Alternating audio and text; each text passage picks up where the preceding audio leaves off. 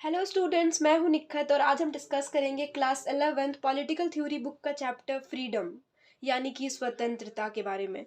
आज हम फ्रीडम वाले चैप्टर में समझेंगे कि फ्रीडम एक वर्ड नहीं है, इसका एक डायनामिक वर्जन है। मतलब फ्रीडम एक सिंपल वर्ड समझते हैं हम, फ्रीडम मतलब आज़ादी, लेकिन सिर्फ फ्रीडम मतलब आज़ादी है नहीं। फ्रीडम का बहुत और भी कॉन्सेप्ट्स हैं, हम उनको समझेंगे। ठीक है, चलिए शुरू करते हैं। तो सबसे पहले शुरू होता है कि व्हाट इज फ्रीडम, मतलब फ्रीडम है क्या।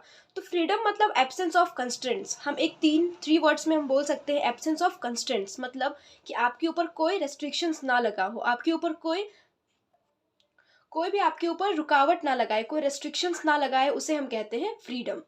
तो हम सबसे पहले एक टॉपिक शुरू करेंगे, द आइडल ऑफ फ्रीडम। तो आइडल ऑफ फ्रीडम में हम नेल्सन मंडेला के बारे में समझेंगे और ऑन सेन सूची के बारे में समझेंगे। ओके, तो इन दोनों की स्टोरी हम पढ़ेंगे और हम समझेंगे कि इन दोनों की स्टोरी से कैसे फ्रीडम से कनेक्शन है। मतलब फ्रीडम और इनका जो स्टोरी है और इनका जो भी पूरा जो स्ट्रगल रहा है फ्रीडम को पाने के लिए, उनको हम समझेंगे। ठीक है, तो सबसे पहले शुरू करते हैं मंडेला जी का। तो मंडेला जी का long walk to freedom autobiography है। ये अपनी बायोग्राफी खुद लिखे हैं अपने बारे में कि कैसे ये लॉन्ग वॉक टू फ्रीडम किए थे, मतलब फ्रीडम को पाने के लिए बहुत लंबा संघर्ष किए थे। तो सबसे पहले शुरू करते हैं, साउथ अफ्रीका में क्या चल रहा था, अपार्थाइड सिस्टम चल रहा था। मतलब कि जो व्हाइट थे और जो ब्लैक लोग थे, मतलब जो सिटीजन्स थे, उन पे डिस्क्रिमिनेशंस किया जाता था, उनको अनइक्वल ट्रीट किया जाता था। जैसे कि जो व्हाइट लोग होते थे, जो व्हाइट सिटीजन्स थे, उनको अलग हॉस्पिटल में बनाया, मतलब उनको अलग, उनका एक अलग हॉस्पिटल था। जो ब्लैक सिटीजन्स थे, उनको अच्छे से ट्रीट नहीं किया जाता था, उनके लिए एक पुअर सा हॉस्पिटल रहता था। और जो व्हाइट सिटीजन्स हैं, उनके जो बच्चे हैं वो दूसरे अच्छे स्कूल में जाया करते थे। लेकिन जो ब्लैक सिटीजन्स थे, उनके उनके बच्चों के लिए वैसा अच्छा खासा स्कूल नहीं था, उनके लिए अलग सेपरेट स्कूल बनाया गया था। मतलब दोनों में बहुत डिस्क्रिमिनेट किया जाता था और बहुत ज़्यादा इनइक्वालिटी ट्रीट किया जाता था। यहाँ तक कि जो ब्लैक सिटीजन्स थे, उनके पास चॉइस भी नहीं था कि वो किससे शादी करेंगे और किससे नहीं करेंगे, उनके पास कोई चॉइस नहीं था।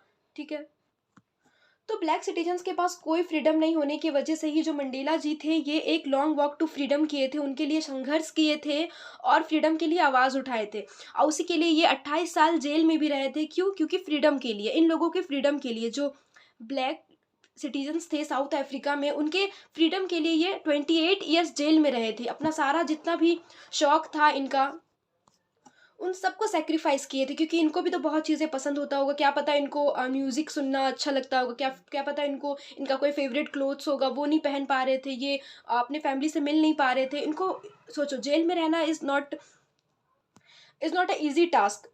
ठीक है ना? तो जेल में रहे ये, उसके बावजूद क्या हुआ, जेल में रहने के बाद फिर ये बहुत लॉन्ग वॉक टू फ्रीडम किए। मतलब इन जो ब्लैक सिटीजन्स थे, उनके लिए बहुत आवाज़ उठाए और आखिरकार एक समय आया जब जो ये ब्लैक और व्हाइट है, दोनों में डिस्क्रिमिनेशंस खत्म हो गया और एक इक्वल सिनेरियो बन गया, एक इक्वल सोसाइटी बन गया था। ठीक है, तो ये था नेल्सन मंडेला के बारे में कि कैसे वो जो ब्लैक पीपल थे साउथ अफ्रीका में, उनके लिए आवाज़ उठाए थे। अब हम पढ़ेंगे ऑन्ग सैन सूची के बारे में। तो ऑन्ग सैन सूची म्यांमार की रहने वाली थी और ये महात्मा गांधी के नॉन वायलेंस से बहुत इंस्पायर थी। इनको इनको भी यकीन था कि नॉन वायलेंस से ही हम फ्रीडम को पा सकते हैं, नॉन वायलेंस से ही हम सब कुछ ठीक कर सकते हैं। तो इनका जो किताब था फ्रीडम फ्रॉम फियर, इनका कहना था, अरे सॉरी फॉर इंटरप्शन।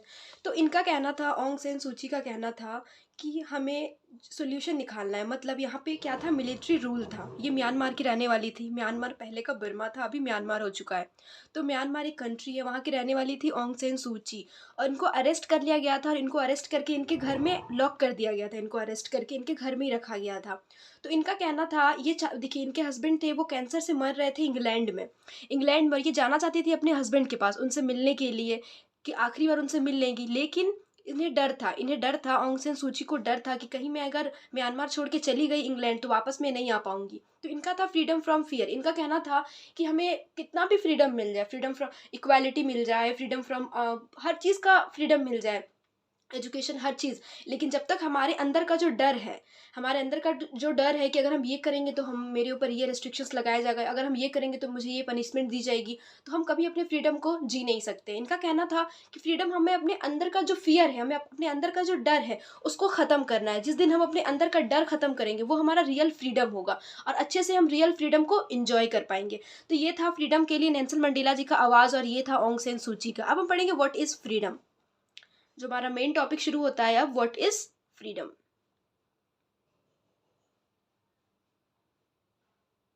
चलिए, तो external constraints on individual are absents, मतलब कि मैं आपको बताती हूँ कंस्ट्रेंट्स में जहाँ जहाँ कंस्ट्रेंट बोलूंगी वहाँ वहाँ आपको समझना है कि वहाँ पे मैं रेस्ट्रिक्शंस बोल रही हूँ, मतलब कि रुकावट, कोई बाहर से आपको दबाव डाल रहा है, ठीक है।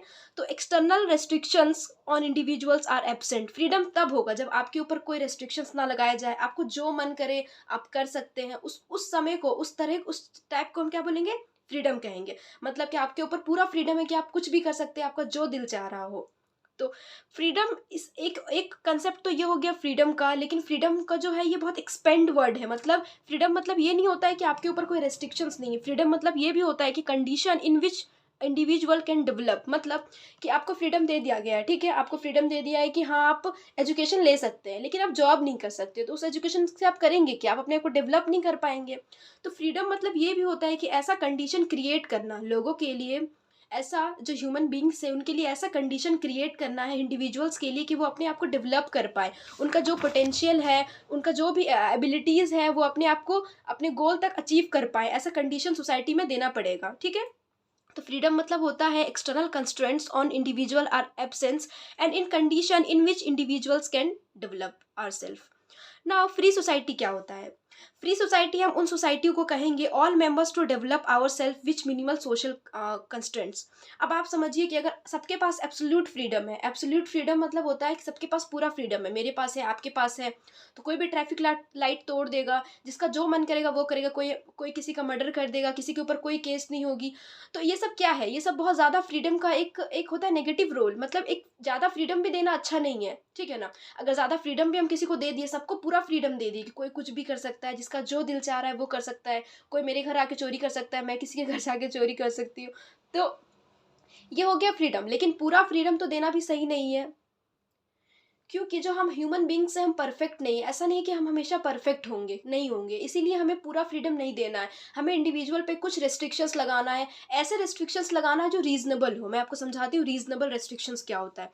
तो फ्री सोसाइटी वो होता है जहाँ पे जो सारे लोग हैं सबको इक्वल ट्रीट किया जाए, सबके पास इक्वल, सबके पास लिबर्टी हो, मतलब सबके पास फ्रीडम हो, और जो इंडिविजुअल है उनके ऊपर थोड़ी बहुत रेस्ट्रिक्शंस लगाए जाए। क्यों? क्योंकि जो और भी लोग हैं वो भी अपने आप को ग्रो कर सके सोसाइटी में, मतलब कि जो सारे लोग हैं सोसाइटी में सबका ग्रो हो। देखिए, अगर सबके पास फुल एब्सोल्यूट अगर फ्रीडम होगा, सबके पास पूरा आज़ादी, कोई कुछ भी कर सकता है, तो अपर कास्ट तो और ज़्यादा अपर क्लास जो भी है वो लोअर क्लास को क्या करेगा, रिच पुअर के ऊपर डोमिनेट करेगी, हमेशा अपना पावर दिखाएगा, क्योंकि उसके उसके पास ही फ्रीडम है, और जो लोअर क्लास है उसके पास ही फ्रीडम है। लेकिन जो पुअर, जो रिच है, उनके पास वेल्थ भी है, उनके पास रिसोर्स भी है, फ्रीडम तो सबके पास है, लेकिन ज़्यादा पावरफुल कौन है?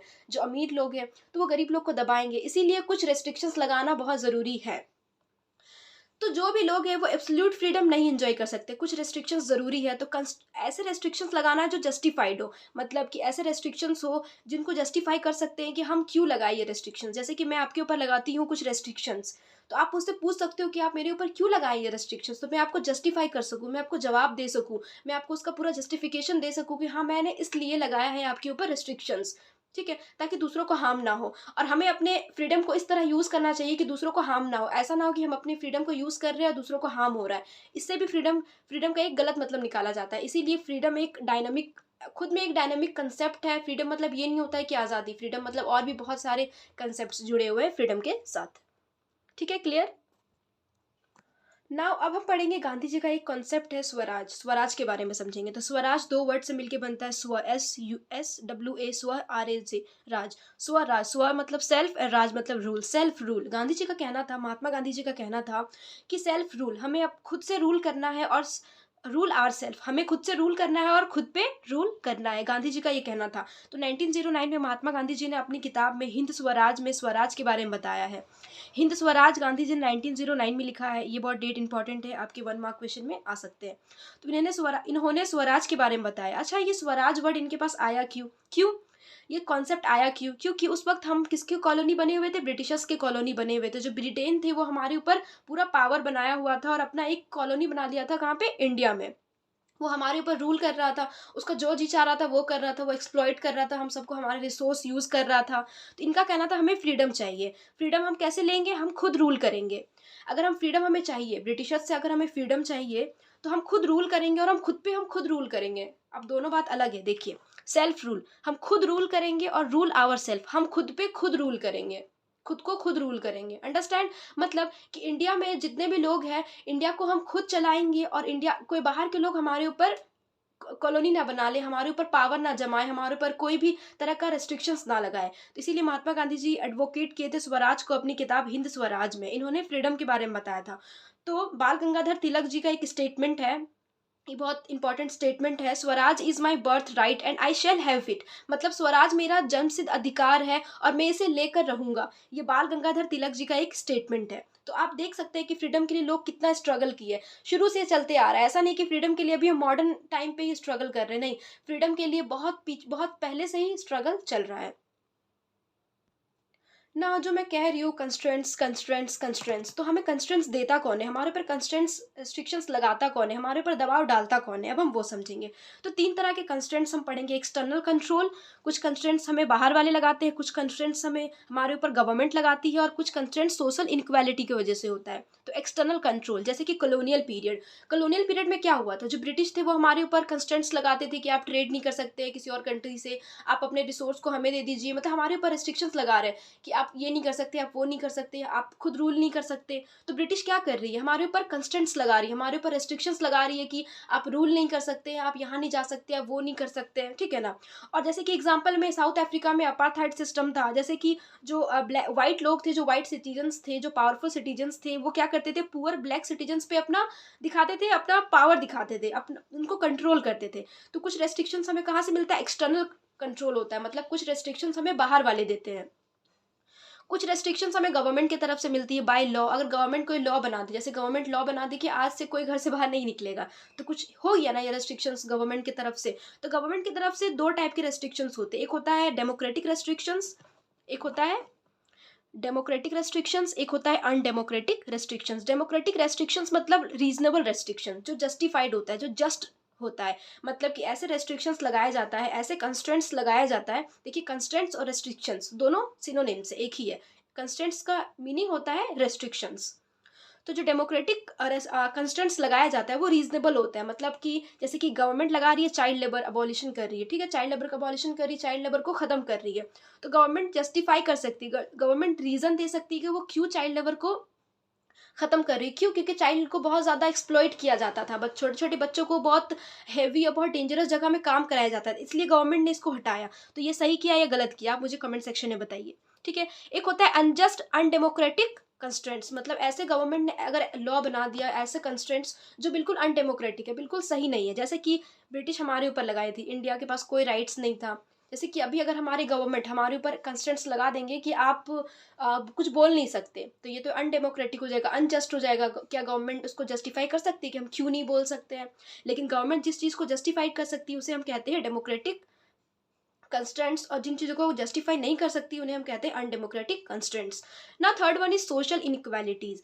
कुछ रेस्ट्रिक्शंस हमें सोशल इनइक्वालिटी की वजह से भी होती है, मतलब सोसाइटी में जो लोग हैं वो अलग अलग हैं, उन पे अलग अलग ट्रीट किया जाता है, इस वजह से क्या होता है, उन पे कंस्ट्रेंट्स लगाया जाता है। जैसे कि जो कास्ट सिस्टम है और जो क्लास सिस्टम है, कास्ट सिस्टम जैसे ब्राह्मण क्षत्रिय वैश्य शूद्र जो चलते आ रहा है शुरू से कि अपर कास्ट लोअर कास्ट, तो अपर कास्ट अगर लोअर कास्ट अगर अलग है, सोसाइटी में अनइक्वल है, इनइक्वालिटी ट्रीट किया जा रहा है उनके साथ, तो ऑब्वियस सी बात है कि जो अपर क्लास है या फिर अपर कास्ट है वो लोअर कास्ट को अपनी मतलब लोअर कास्ट के ऊपर कंस्टेंट्स लगाएगा कि तुम ये नहीं कर सकते, तुम वो नहीं कर सकते, लोअर कास्ट ये काम नहीं कर सकता है और लोअर कास्ट वो काम नहीं कर सकता। जैसे कि एंशंट इंडिया में क्या था, लोअर जो कास्ट होते थे शूद्राज, वो वेद नहीं पढ़ सकते। जो वेदास जो बुक होता है, जो 4 वेदास है, आप पढ़ेंगे क्लास 12 में पढ़ेंगे, जो 4 वेदास है, और आप क्लास 6 में पढ़ के भी आए हैं, क्लास 6 हिस्ट्री में। जो 4 वेदास है, ऋग्वेद, अथर्ववेद, सामवेद और यजुर्वेद, उनको जो शूद्राज और जो वुमेन थी वो नहीं पढ़ सकती थी, ठीक है ना। एंशंट टाइम पे अभी सबको ही पढ़ सकते हैं क्योंकि अभी इक्वालिटी है। तो जो क्लास सिस्टम है, जो फिर जो कास्ट सिस्टम है, उसकी वजह से क्या होता है, सोशल इनक्वालिटी होता है। सोशल इनक्वालिटी होता है तो इकोनॉमिक इनक्वालिटी होता है। अगर सोसाइटी में सारे लोग अलग है, कोई अमीर है कोई गरीब है, तो इकोनॉमिक स्फेयर में भी क्या हो जाएगा, इनक्वालिटी हो जाएगा। तो सोशल कंस्ट्रेंट्स 3 जगह से आता है, एक्सटर्नल बाहर से आता है, गवर्नमेंट लगाती है, या फिर सोशल इनक्वालिटी की वजह से। अब हम समझेंगे कि सुभाष चंद्र बोस, नेताजी सुभाष चंद्र बोस का क्या कॉन्सेप्ट है फ्रीडम को लेके। इनका कहना था कि फ्रीडम एक डायनामिक कंसेप्ट है। फ्रीडम इवॉल्व हो रहा है, ऐसा नहीं कि फ्रीडम खत्म हो गया, बस फ्रीडम मिल गया खत्म। देखिए, अगर मैं आपको जैसे मुझे मेरे पेरेंट्स फ्रीडम देते हैं कि तुम रात 10 बजे तक घूम सकती हो, ठीक है, लेकिन मेरा मन करेगा कि मुझे और फ्रीडम चाहिए, तो फिर और फ्रीडम चाहिए, तो मैं कहूँगी मुझे 12 बजे तक घूमना है। तो फ्रीडम क्या है, इवॉल्व हो रहा है, फ्रीडम ऐसे रुक नहीं गया है, फ्रीडम कभी खत्म नहीं होता है, स्टॉप उसका कोई फुल स्टॉप नहीं है फ्रीडम का, ठीक है ना। तो इनका कहना था, by freedom I mean freedom from all around, freedom from society को भी फ्रीडम हो, इंडिविजुअल का भी फ्रीडम हो, रिच का भी फ्रीडम हो, पुअर का भी फ्रीडम हो, मेन का भी फ्रीडम हो, वीमेन का भी फ्रीडम हो। इनका कहना था कि सबको फ्रीडम हो, ऑल अराउंड फ्रीडम हो। ऐसा ना हो कि इक्वालिटी आप पॉलिटिकल स्फेयर में फ्रीडम दे दिए कि हाँ आपको वोट का राइट्स है और सबको इक्वल फ्रीडम मिलेगा वोट का, कंटेस्ट करने का, इलेक्शन का, तो ख़त्म नहीं। उनको इक्वाल मतलब इकोनॉमिक स्फेयर में भी देना होगा, सोसाइटी में है तो सिविल स्फेयर में भी देना होगा। तो क्या है, हमें कास्ट सिस्टम को अबॉलिश करना होगा, इक्वल डिस्ट्रीब्यूशन करना होगा वेल्थ का, रिसोर्स का। किसका कहना था, नेताजी सुभाष चंद्र बोस का कहना था कि फ्रीडम मतलब ये भी है कि हमें कास्ट सिस्टम को ख़त्म करना है, लोगों को फ्रीडम देना है, सारे कास्ट मतलब सारे क्लास के लोग सेम हैं, हमें इक्वल डिस्ट्रीब्यूशन करना है और हमें रिलीजन के बेसिस में लड़ना नहीं है, ये भी फ्रीडम है, ठीक है ना। तो नेताजी सुभाष चंद्र के बोस के हिसाब से ये था फ्रीडम। नाउ अब हम समझ गए कि कंस्ट्रेंट्स हमारे ऊपर कौन लगाता है, लेकिन अब हम समझेंगे why do we need constraints, हमें रेस्ट्रिक्शंस क्यों चाहिए। सबको दे दो पूरा फ्रीडम, एब्सोल्यूट फ्रीडम दे दो, तो क्यों चाहिए, अब हम इसका जवाब ढूंढेंगे। ना एवरी वन इन्जॉय हीज और हर फ्रीडम, हमें कंस्टेंट्स इसलिए ज़रूरी है लगाना क्योंकि सब लोग अपने फ्रीडम को इन्जॉय कर सके। अगर हम कंस्टेंट्स नहीं लगाएंगे, जो देखिए अगर इंडिया में एग्जाम्पल मैं बताती हूँ, इंडिया में सारे लोग अगर इक्वल है, अगर सारे लोगों को सेम फ्रीडम दिया जाए और उनके ऊपर कोई रेस्ट्रिक्शंस ना हो, कोई कंस्टेंट्स ना हो, तो वो क्या होगा, जो अपर कास्ट होंगे या फिर जो रिच लोग होंगे वो पुअर लोगों को डोमिनेट करेंगे। इसीलिए जो पुअर है वो भी अपने फ्रीडम को एंजॉय कर सकते हैं और जो रिच है वो भी अपने फ्रीडम को एंजॉय कर सकता है। इसीलिए हमें कंस्टेंट्स का ज़रूरत है, क्योंकि जो हमारी सोसाइटी है उसमें डिफरेंट व्यूज़ है।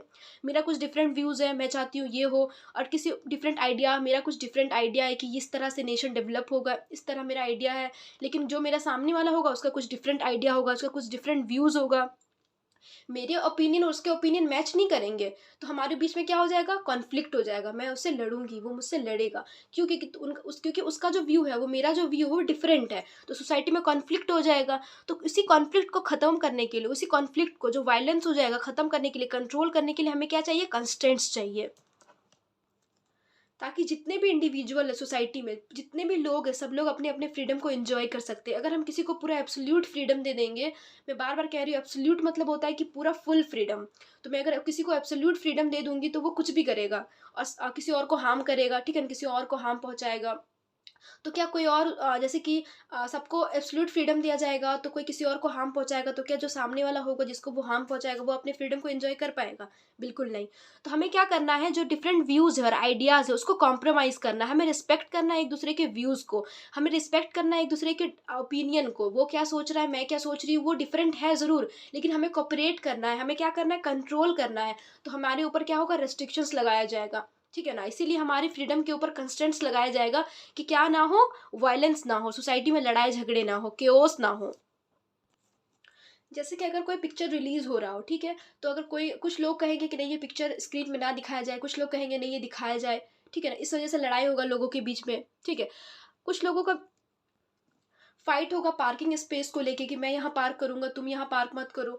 तो कार पार्क करने के लिए, मतलब हर छोटी छोटी चीज़ों के लिए लड़ेंगे, अगर लोगों के बीच में, लोगों के पास पूरा फ्रीडम हो, लोगों के ऊपर अगर कोई कंस्ट्रेंट्स ना हो। इसीलिए हमें अपने, हमारा जो सोसाइटी हो, हमें क्या चाहिए, लीगल पॉलिटिकल कंस्ट्रेंट्स चाहिए, मतलब कि हमारे हमें क्या चाहिए, लीगल पॉलिटिकल कंस्ट्रेंट्स चाहिए, जहाँ पे क्या हो, वायलेंस ना हो। हमें कुछ ऐसे रेस्ट्रिक्शंस चाहिए जहाँ में सोसाइटी में वायलेंस ना हो और कोऑपरेट करें लोग एक दूसरे को। तो every society need some mechanism to control violence, तो सारे सोसाइटी को कुछ ना कुछ चाहिए कि लड़ाई ना हो, वायलेंस ना हो, क्योंकि वायलेंस होगा तो आखिरकार किसका, जैसे कि जो वर्ल्ड वार हुआ है, लोग जो कंट्रीज के बीच में वर्ल्ड वार हुआ है, तो उसका खामी कौन भुगत रहा है, जो कंट्रीज के बीच में हुआ वही भुगत रहा है। तो अगर वायलेंस होगा सोसाइटी में तो कौन भुगतेगा, सोसाइटी भुगतेगा। इसी वजह से हमें कुछ मैकेनिज्म चाहिए जिससे हम क्या कर सकते हैं, कंस्ट्रेंट्स, मतलब कि वायलेंस को कंट्रोल कर सकते हैं। वो मैकेनिज्म क्या है, कंस्ट्रेंट्स है। तो हमें हमें इंश्योर करना चाहिए कि हमारे जो फ्रीडम है उसको प्रोटेक्ट करेगा कौन, लॉ। अगर लॉ बना हुआ है कि कोई किसी के फ्रीडम को हार्म नहीं कर सकता है, तो क्या कोई हमारे फ्रीडम को हार्म करेगा, नहीं। तो बाय लीगल, बाय लॉ हमारे फ्रीडम को प्रोटेक्ट करना चाहिए, ये होता है एक रियल मीनिंग ऑफ फ्रीडम। तो why do we need constants, आपको समझ में आ गया कि वायलेंस ना हो, कॉन्फ्लिक्ट्स ना हो लोगों के बीच में, क्योंकि सोसाइटी में अलग अलग लोग, अलग अलग रिलीजन के लोग हैं, अलग अलग सोचने के, अलग अलग व्यूज़ आइडियाज़ रखने वाले लोग हैं, तो उनके बीच में कॉन्फ्लिक्ट ना हो, इसलिए क्या हमें लगाना है? कंस्टेंट्स लगाना है। Okay, that is it for first part. If you have any doubt regarding this chapter, please ask me in the comment section. I will solve it. And bye. Jai Hind.